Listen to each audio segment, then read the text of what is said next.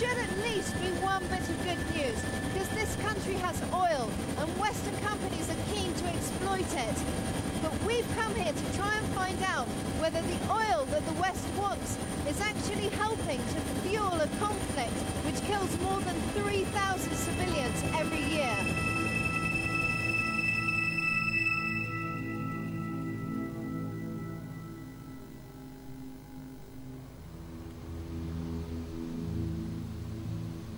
We were in the oil fields of northern Colombia.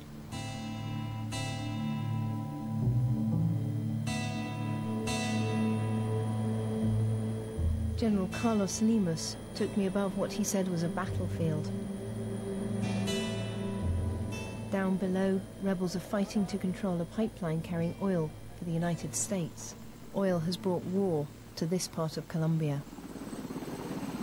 Can you explain in military terms, is it a vulnerable target? Is it an easy thing to hit? Es casi imposible lograrlo porque, en primer lugar, la extensión es demasiado. He's saying that it's virtually impossible to militarily defend the pipeline because it's such a long pipeline, and also because the terrain here is so difficult. It's sort of rainforest, and it's very, very hard militarily to safeguard, pretty well impossible to safeguard the pipeline. Eso obligó a tomar. Suddenly our interview ended. We heard the pipeline had been blown up 60 miles away. They said they'd take us there.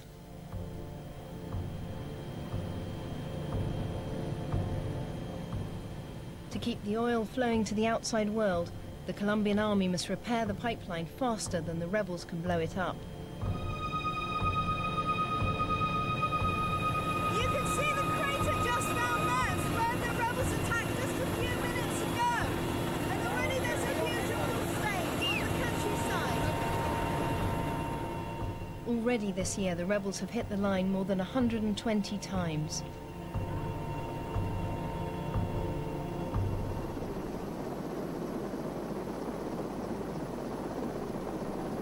At a clearing in the forest, a team of explosives experts joined us. We realized we were going in with the first troops to secure the area the rebels had attacked.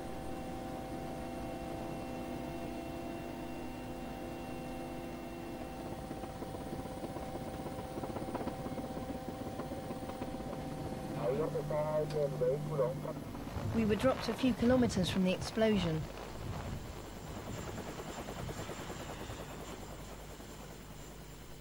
Estoy QSL, cambio. Entonces espero ir a luz verde. We're having to wait here because there's one group of men gone ahead of us trying to secure the area. And this is a group of D-miners. There are a lot of mines left usually, and they're going to try and find out where they are. Explosivos, guerrilla esperando. An army captain warned us the rebels often ambush troops or plant booby traps. Asegurar. Y lo que haya se lleva a los mineros, por eso se llevan a los mineros, para cubrir bien la reparación y que salga un éxito. The oil companies think there may be 1.5 billion barrels of undiscovered reserves around here. 2.5 million barrels have already been wasted, spilled into the farmland.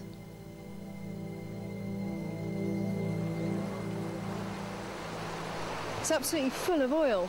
The whole river, it's black with oil. I think we're really close to the spill now.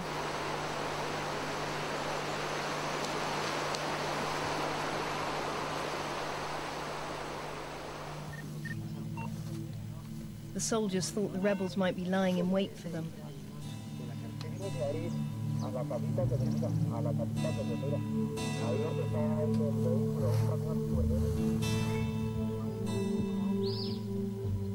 They said that this area was peaceful before the pipeline was built. The rebels came because of the oil.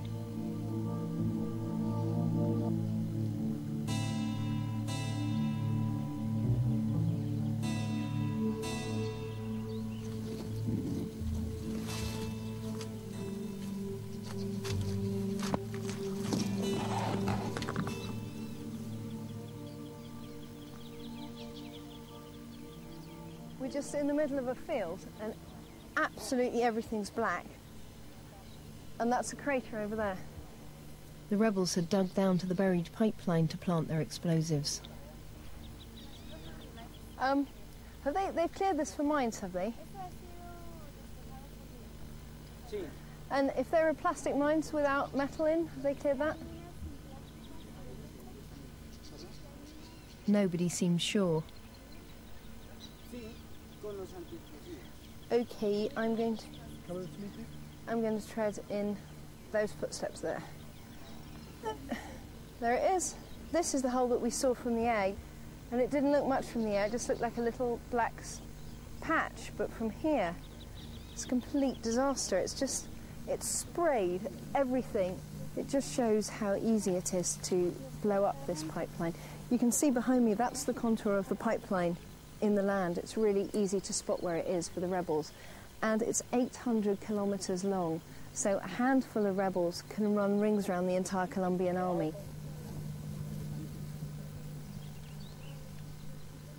Nearby was an abandoned house. The soldiers thought they spotted rebels hiding in the wood behind. They set off to flush them out. No, I don't want you to go down there. Take one of the guys and go back along the path and keep in the way. We weren't sure what we were getting into. Grabar a ellos el registro a fuego. The soldiers were almost casual. For them, this was routine.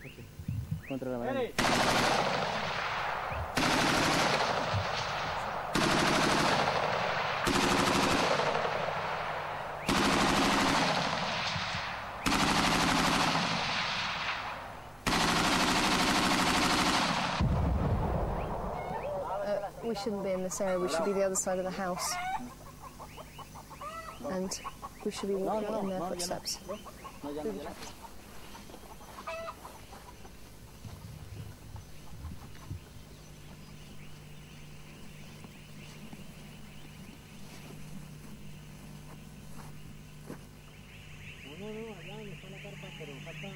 The soldiers are a bit worried because the people who should be in that house have fled. They're probably expecting there to be some sort of firefight tonight. So we headed for a farmhouse where there were people. The soldiers said the rebels don't shoot at houses with civilians in.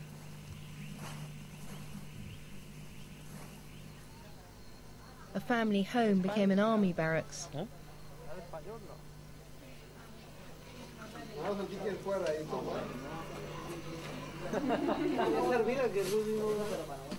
The oil spill had poisoned their well. Soon they'd have to abandon their farm. They let us film, but they asked us not to use their names. They said since oil brought the war here, people die, and nobody knows why.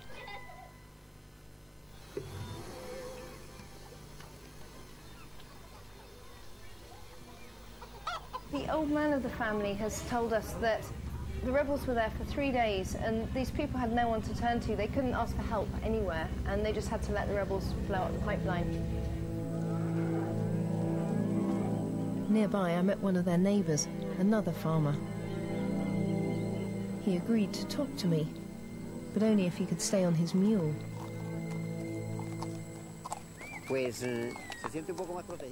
He said that out in the fields he always rode. That way a mine explosion would kill the mule instead of him. None of us can escape the war, he said.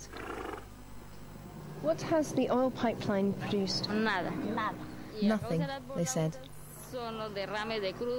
They told me the attacks on the pipeline poisoned their soil, and their cattle got sick when they drank the water.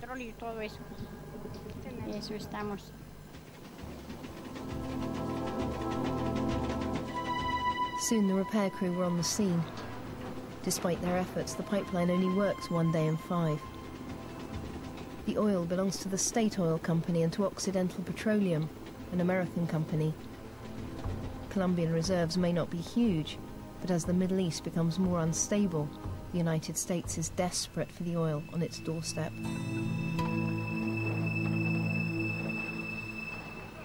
Both sides have got this down to a T. This lot are going to finish repairing the pipeline in about another day. That's all it's taken. Probably in another 1 or 2 days, the rebels are going to come back and blow it up again. It was time to leave.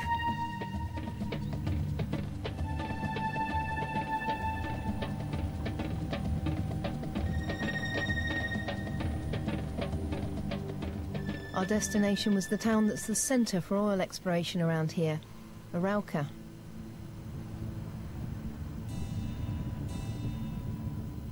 Oil has brought wealth to Arauca, but it's attracted the rebels. You don't see them, but they influence everything.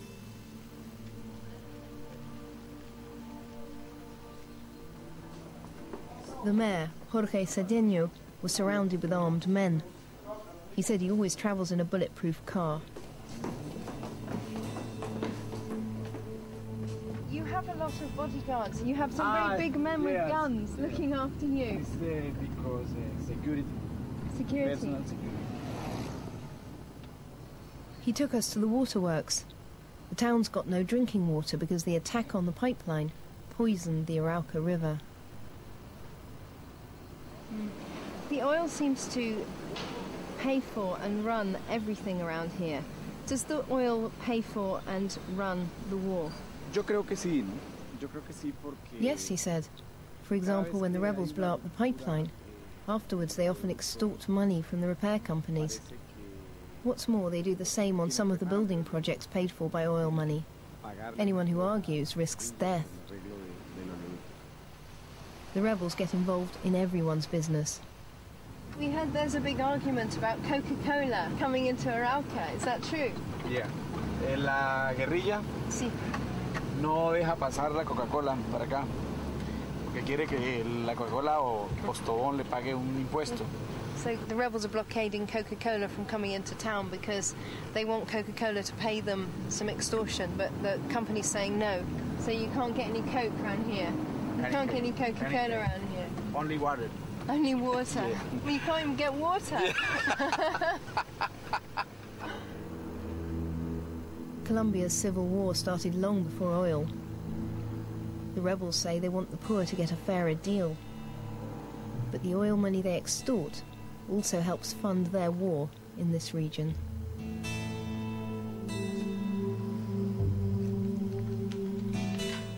The rebels wouldn't talk, but they sent me a communique.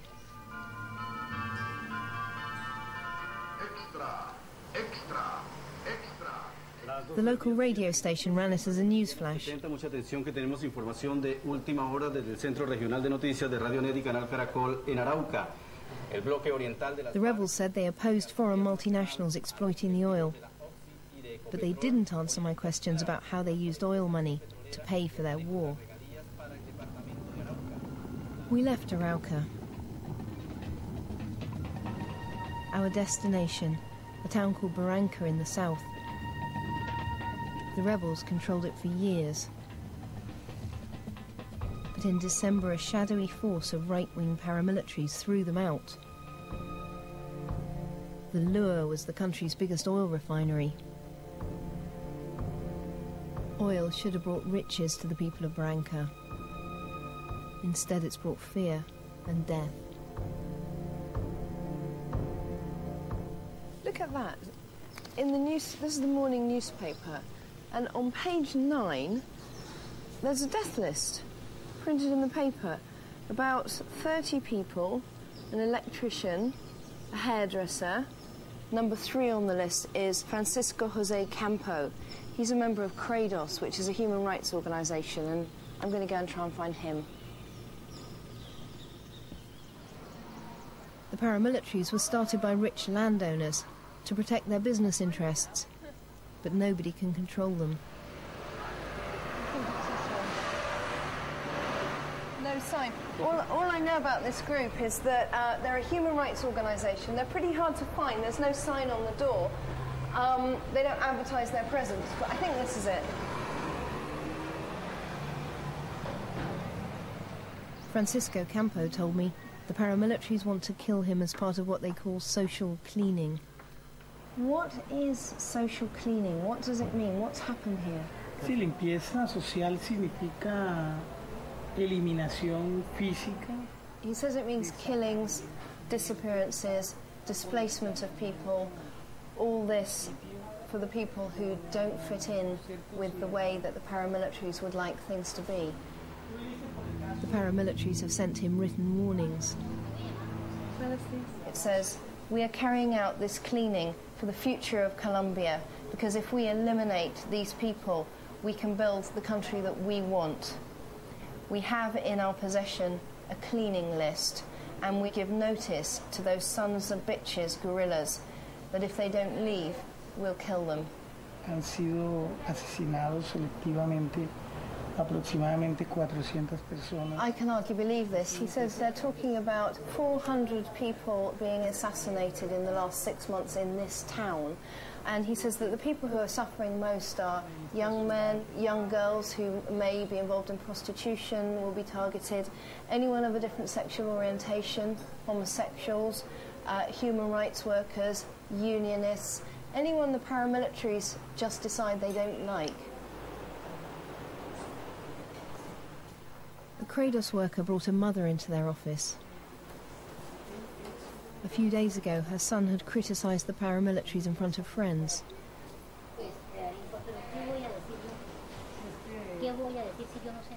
Now he'd disappeared, and no one had seen a thing.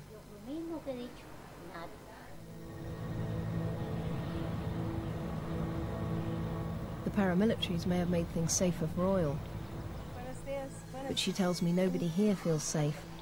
She asked us not to use her name. How many members of your family have you lost? Who have you lost from your family? ¿Quiénes fueron? Evelio, Pablo, Leonardo, Lucía. 6 of her family had already been murdered or disappeared. Now her son. Ellos 4 fueron matados.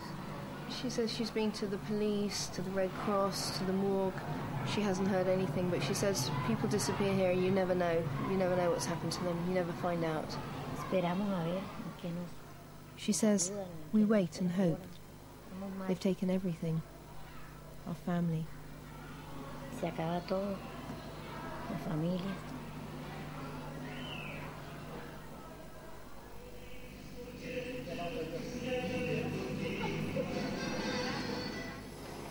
People told us Barranca could be as rich as Kuwait.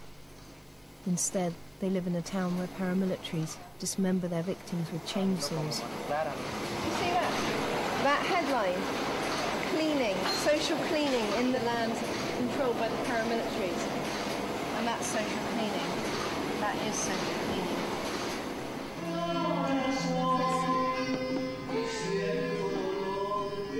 There are 321 official victims of social cleaning in this city alone since January. We've been here for 3 days and we can't find a single witness to any of those killings prepared to come and talk to our camera. What they have told us is that one woman who did dare to testify was dragged out of her place of work by 2 men on a motorbike and killed by them in the street in front of everybody.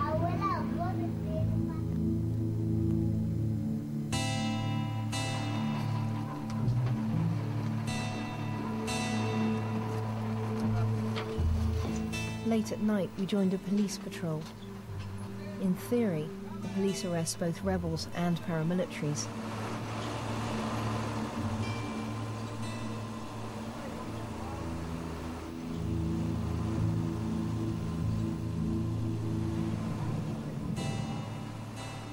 They said that on average they're shot at 3 times a week. But they weren't policing the paramilitaries. Instead, they took us to hunt some of the few remaining rebels.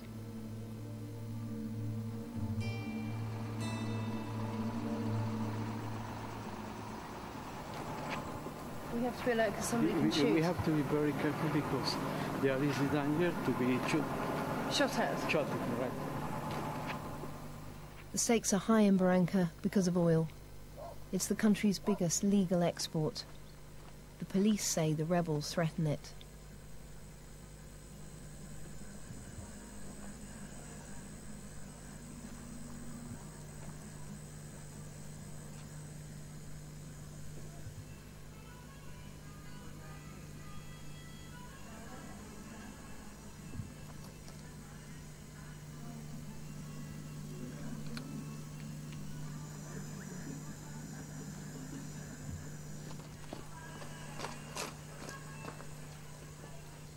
We've moved out of the town into the countryside. Apparently this is a very dangerous area because there are not only paramilitaries but also rebels here.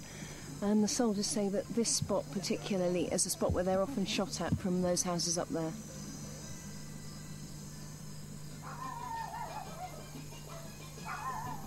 It's too risky to stay for long. We were told to leave, and quickly.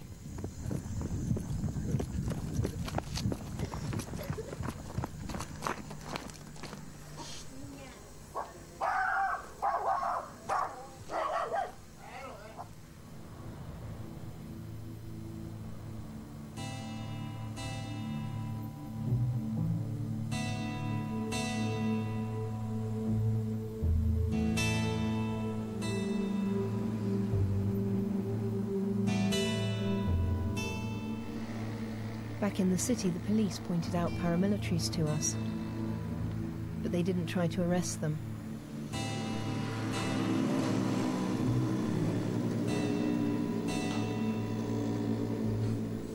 Barranca's streets were quiet because the paramilitaries had crushed all opposition, and the police weren't going to take them on.